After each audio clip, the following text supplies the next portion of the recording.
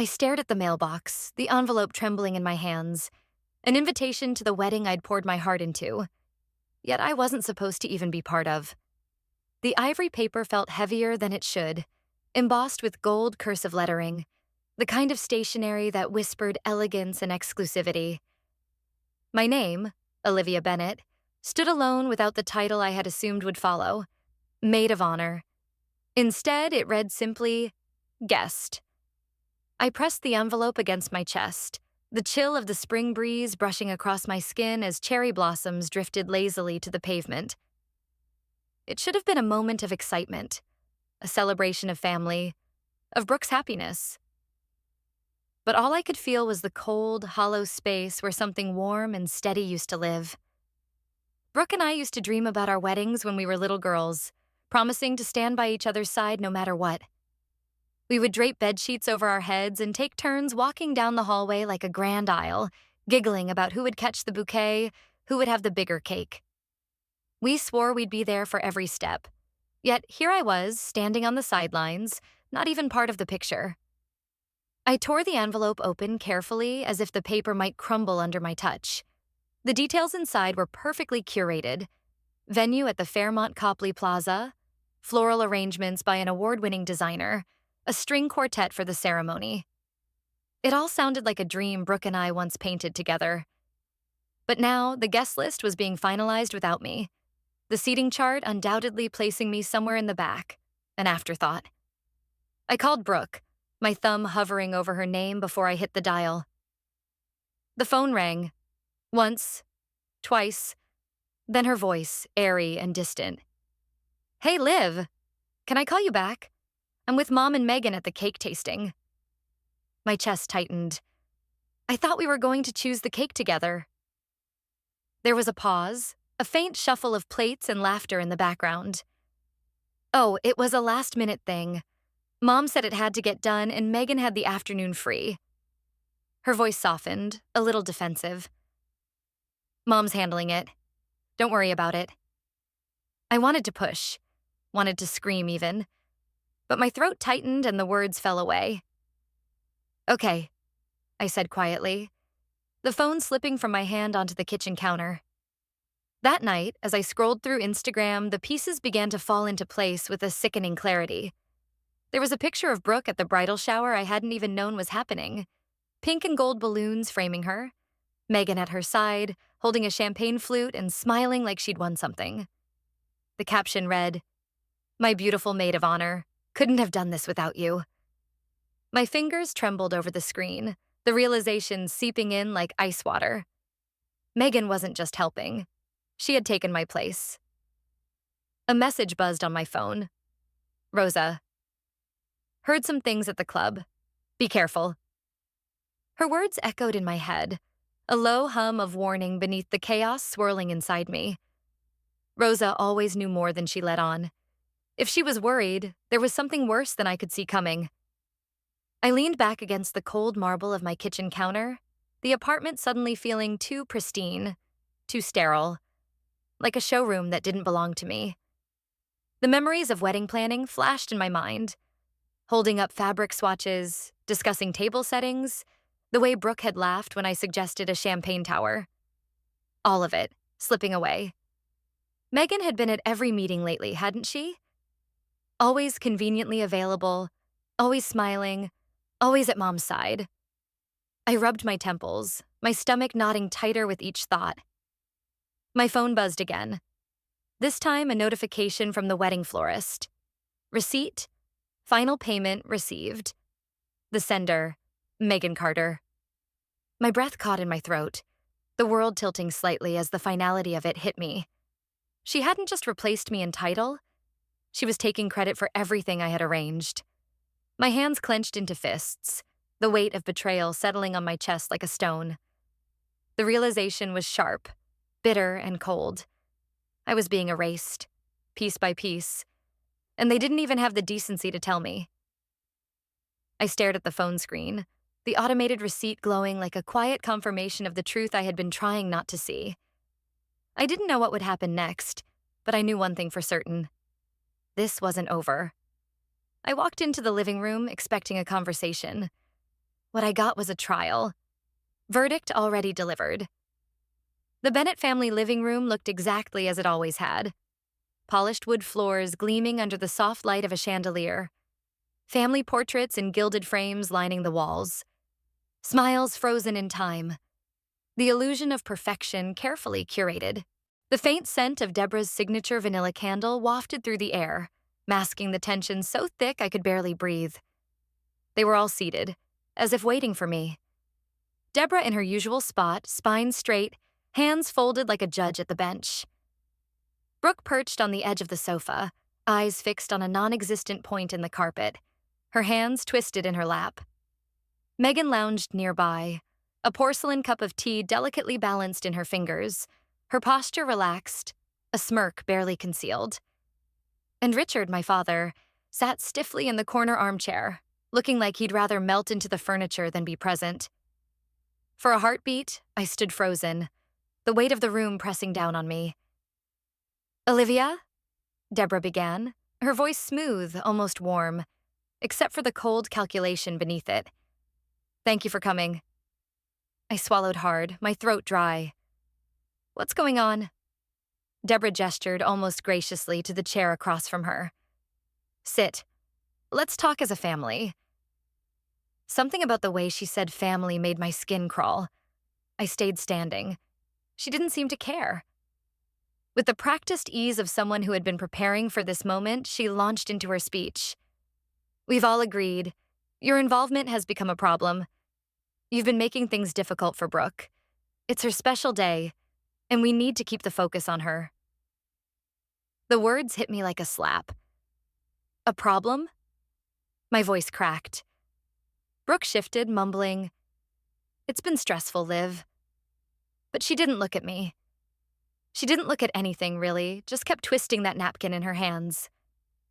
Deborah raised a hand, silencing Brooke without looking at her. "Megan will be the maid of honor. She's been so helpful, hasn't she?" Her tone was syrupy, each word coated in false sweetness.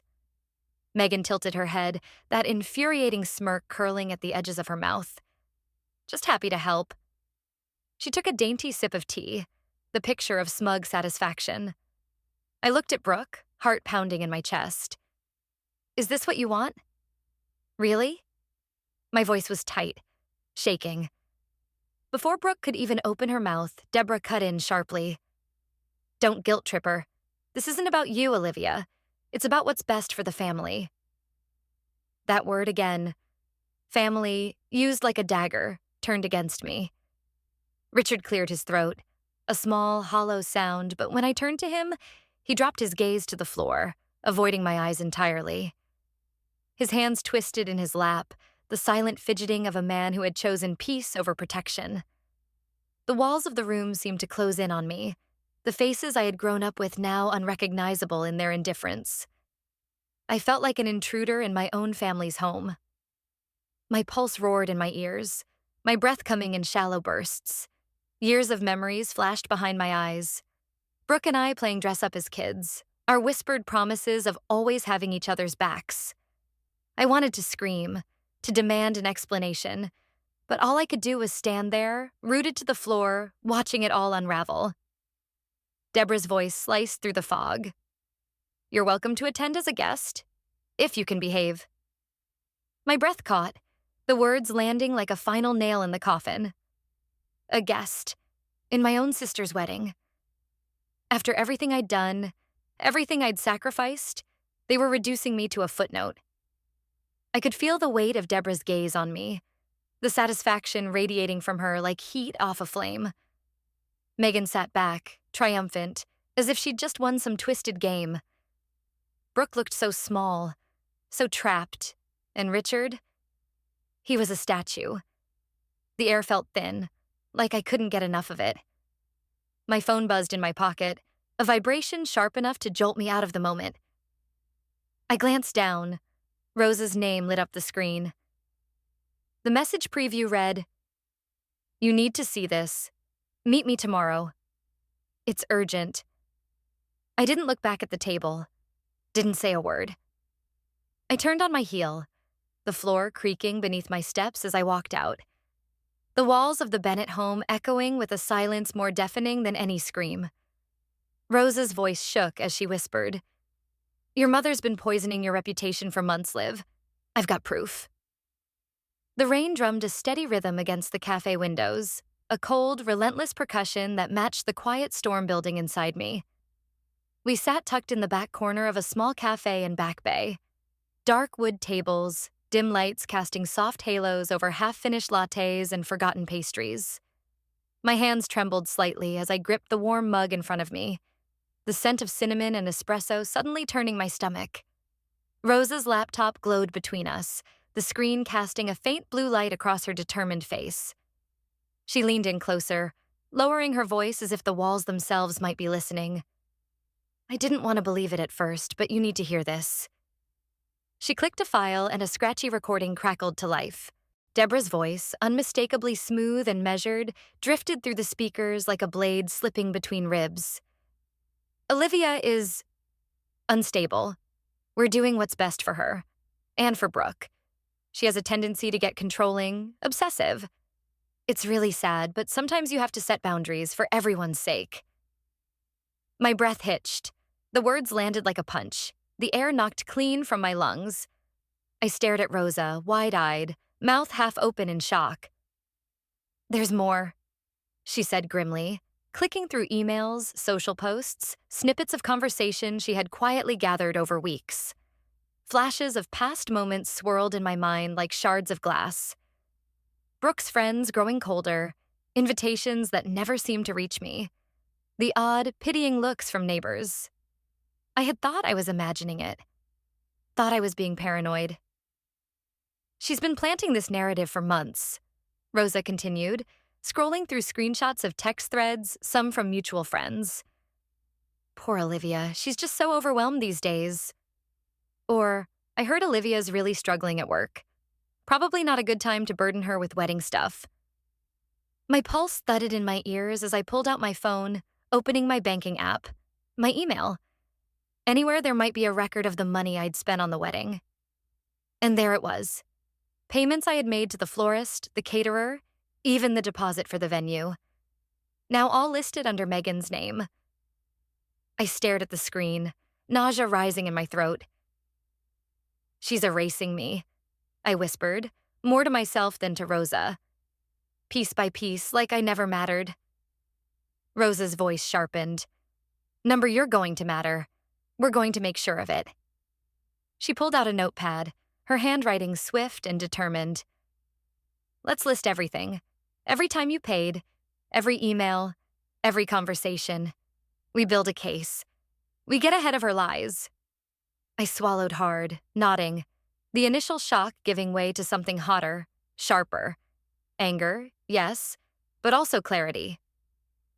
We worked in tense silence, the rain outside turning from a drizzle to a steady downpour.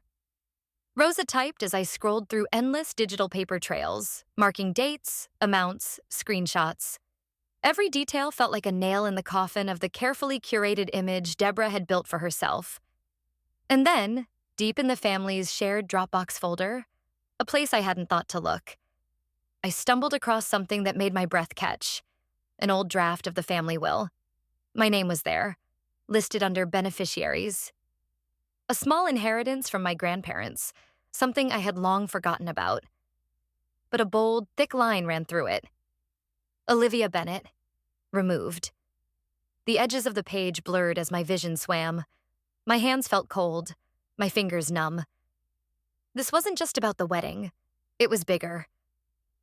Rosa looked up, her brows knitting together. "Liv, what is it?" I couldn't speak. I just turned the screen toward her, the silence between us heavy with understanding. My phone buzzed on the table, a soft, insistent vibration that felt almost surreal in the moment. A message preview blinked across the screen. "Aunt Catherine. Olivia, I know what Deborah did to you. She did it to me too. Call me." The room seemed to tilt, the weight of years crashing down on me in an instant. I stared at the message, the words sinking in like stones. A cold, determined fire sparked in my chest. I wasn't just going to take this. I was going to fight back.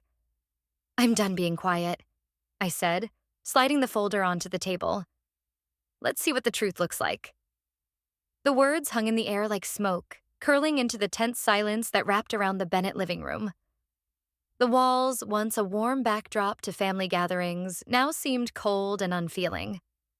The dim lamps cast long shadows across the polished wood floors, and the soft ticking of the antique clock punctuated the hush, each second loud, deliberate, accusatory. Deborah sat stiffly at the head of the table, her mouth pressed into a thin line, arms folded tight like a fortress. Brooke perched beside her, pale and uncertain, fingers twisting the hem of her blouse, while Megan sat further down, her posture rigid, eyes darting nervously between us. Richard kept his gaze on the carpet, his silence heavy as stone. James sat beside me, quiet but resolute, a steady presence at my side.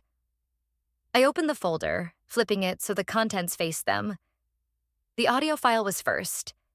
I pressed play on the small speaker I had brought, and Deborah's voice filled the room. Smooth, calculated, insidious. Olivia is unstable.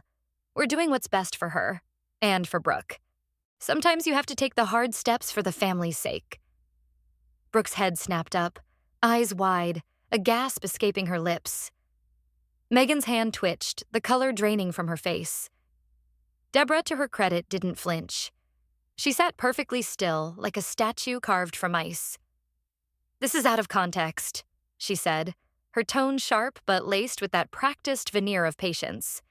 "You've always been sensitive, Olivia, always taking things the wrong way." I ignored her, sliding the next document forward. A series of emails, highlighted and annotated, showing how payments I'd made for the wedding had been reattributed under Megan's name. The florist, the caterer, the venue. The trail was clear, undeniable. "Did I take that out of context too?" I asked, my voice calm, steady. Deborah's nostrils flared, but her lips stayed sealed. The heat in the room seemed to rise, the weight of the evidence suffocating. I added one more blow, a copy of the old will draft. Olivia Bennett. Removed. Her name crossed out in bold, angry ink. The silence that followed was almost unbearable. Richard shifted in his chair, his hands gripping the arms so tightly his knuckles turned white. "I never saw that," Brooke whispered, her voice small, cracking. "Mom, why?" Before Deborah could answer, a voice from the doorway cut through the room like a blade. "No, Deborah, I've heard enough." Aunt Catherine stepped inside, her presence a shock wave that seemed to knock the air from the room. Her hair was pulled back sharply, her eyes glinting with a fierce, quiet fury. "Years ago, you did the same thing to me. You twisted words, sowed doubt, turned the family against me. I stayed quiet because I thought it wasn't worth the fight. But I was wrong. And I'm not going to stay quiet now." Deborah's mask cracked. Just slightly, but enough. A flicker of panic, quickly masked by icy disdain. "This is family business, Catherine. You wouldn't understand." "Oh, I understand perfectly," Catherine shot back. "I understand exactly the kind of poison you've been spreading." Brooke broke then, tears spilling over as she turned to Deborah, her voice breaking. "Mom, how could you do this? Why would you—" James placed a steady hand on her shoulder, a silent show of support, while I held my breath. The storm breaking open at last. Deborah's gaze darted between us, her control slipping. "You tried to erase me," I said, voice low but firm. "But here's the proof you can't hide." For the first time, Richard looked up, his voice barely above a whisper but carrying a quiet, undeniable strength.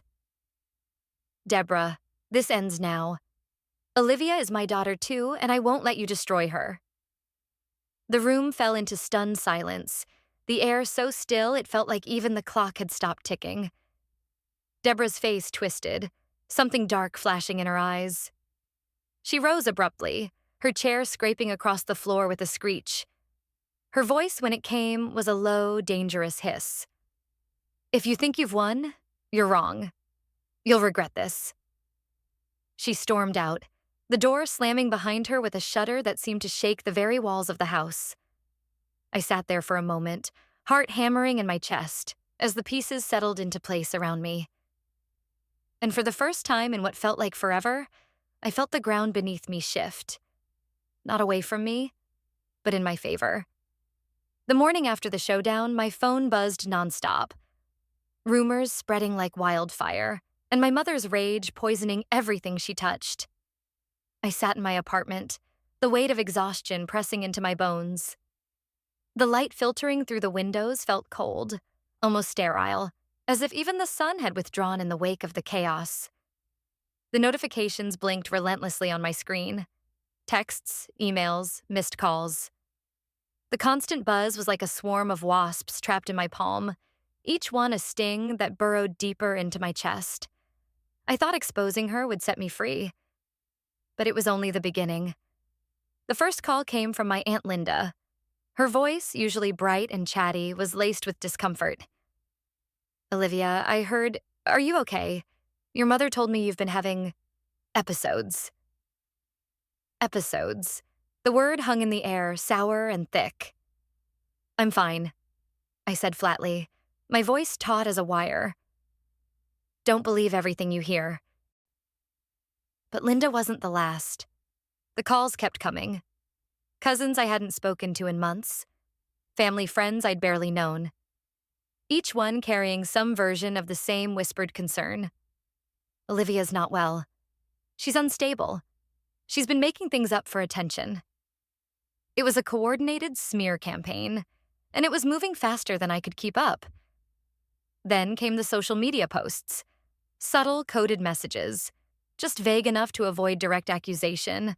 Just sharp enough to pierce. Some people thrive on drama. Family means knowing when to set boundaries. The comments piled up, each one a pebble added to the growing weight pressing on my chest.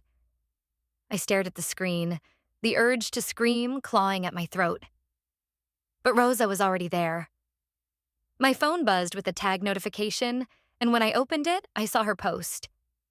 A picture of us from years ago, laughing, arms around each other, captioned, "Some people try to erase the truth.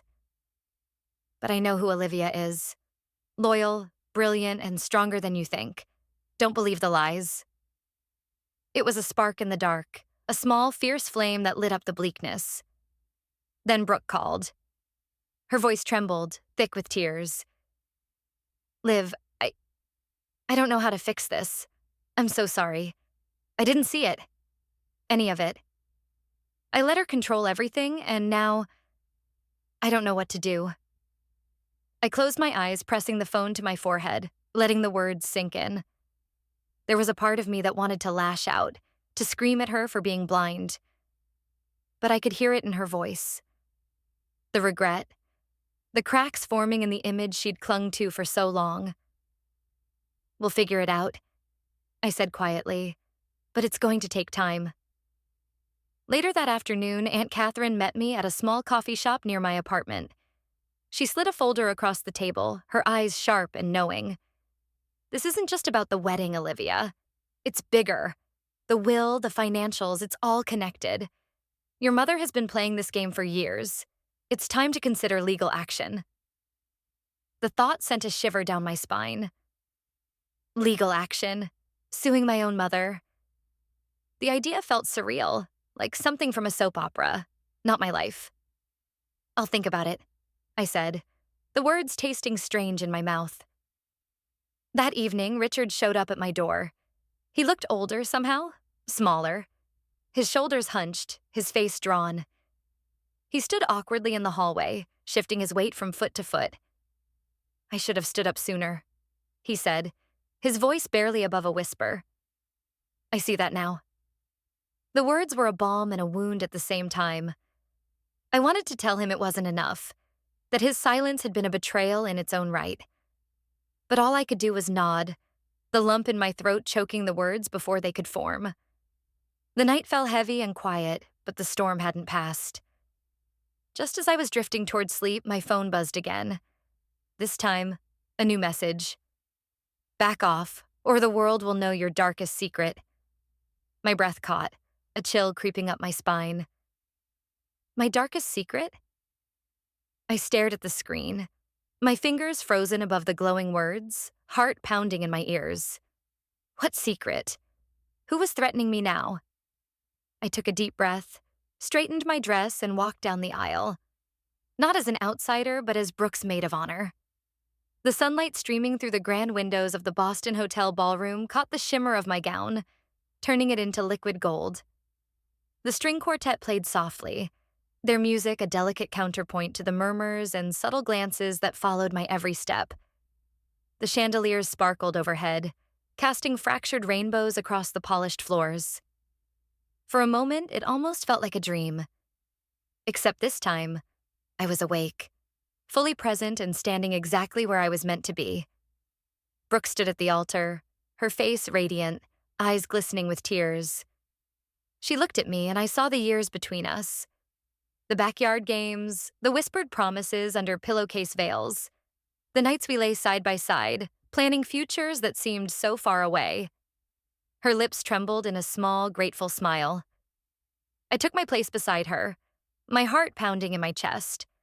And for the first time in months, I felt steady, whole. The ceremony unfolded like a well-rehearsed symphony, each moment perfectly placed, each detail precisely curated. But beneath the beauty, there was a tension, a charged undercurrent humming just below the surface. I could feel the weight of eyes on me, whispers threading through the air like smoke. They knew. They all knew something had gone down, even if they didn't know the full story. Deborah sat in the front row, her posture rigid, her smile brittle. She clapped at the appropriate moments, her hands precise, controlled. But the warmth, the effortless command she once wielded was gone. Guests passed her by without stopping, their smiles tight, their greetings perfunctory. Her kingdom was slipping through her fingers, and for the first time, she couldn't hide it. When it came time for my speech, I rose slowly, the glass in my hand trembling slightly. The room hushed, the attention sharp, expectant. I took a deep breath and let my voice fill the space. I've known Brooke my entire life, longer than anyone else in this room, really. I began, the corners of my mouth lifting in a soft, wry smile. And through every season, every up and down, she's been my sister, my friend, my partner in crime. We used to dream about our weddings in our backyard, draping pillowcases over our heads and promising we'd stand by each other no matter what. I paused, letting the memory settle, letting it resonate. Today, as I stand here beside her, I'm reminded that life isn't always a straight path. It's messy, complicated, and sometimes we lose sight of what truly matters. But if we're lucky, we find our way back. We learn that honesty and loyalty aren't just pretty words. They're the glue that holds us together when everything else falls apart. A ripple moved through the room, small but unmistakable. I caught a few glances cast toward Deborah, saw the tightness in her jaw, the barely concealed flash of anger in her eyes. Brooke's shoulders shook with quiet sobs, her hand reaching for mine under the table as I finished. Later, on the dance floor, Brooke pulled me close, her arms tight around my waist, her voice a whisper in my ear. "Thank you for fighting for me," she breathed, her tears dampening my shoulder. I squeezed her back, swallowing the lump in my throat. Across the room, Deborah sat alone at her table, her plate untouched, her glass half full.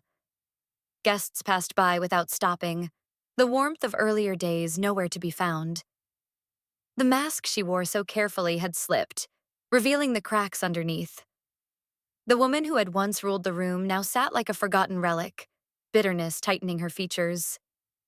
Richard found me near the bar, his expression soft, uncertain. He placed a tentative hand on my shoulder, his voice low. "Thank you, Olivia, for standing up. Not just for yourself, for all of us."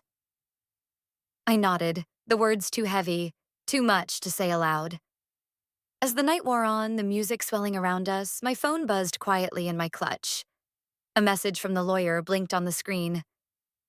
"Let's schedule a meeting to discuss your rights regarding the estate." I looked up, across the room, and found Deborah's gaze. For the first time, she looked small, diminished. The music swelled, the lights flickering across the polished floors, and I felt the weight of it all. What we'd lost, what we'd won, and what battles still lay ahead. This was just the beginning.